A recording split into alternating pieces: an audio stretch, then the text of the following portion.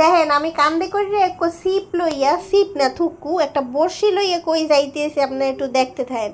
কিছুদিন আগে আমরা কয়েকজন মিল্লা ঘুরতে গেছিলাম একটু শ্বশুর বাড়ি পার্কে।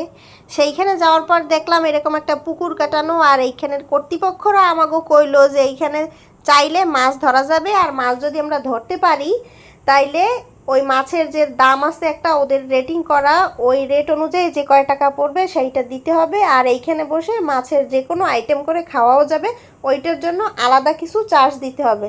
তা এই শোনার পরে কি আর বইয়ে থাকা যায় এটুকন? আমি তো আর বইয়ে থাকতে পারলাম না, আমি তো যে কোনোভাবে এক টিকিট কাটটা, আসলে টিকিট না কয় টাকার খাবার কিনা চলে গেলাম পুকুর পাড়ে এক বড়শি লইয়া, দেখি কিছু হয় কি না। চেষ্টা করতে তো আর কোনো দোষ নাই। অনেকক্ষণ চেষ্টা করার পরেও দেখলাম আসলে মাছ দেখা যাইতে আছে, কিন্তু আমার বড়শির আশেপাশেও কোনো মাছ নাই। কিন্তু আমি কিন্তু হতাশ হই নাই। আমার চেহারার মধ্যে একটা হতাশার ভাব থাকলেও আমি কিন্তু আসলে হতাশ হই নাই। অনেকক্ষণ প্রচেষ্টা চালানোর পরে সেই কাঙ্ক্ষিত মুহূর্ত আসছে পড়লো। অবশেষে আমি কিন্তু এক পাঙ্গাস মাছ ধরিয়ে ফেলাইছি। আর এই মাছগুলো আমি পরবর্তীতে কি করছি এইটা দেখামু বা আপনাগুলোকে শেয়ার করবো দ্বিতীয় ভিডিওতে।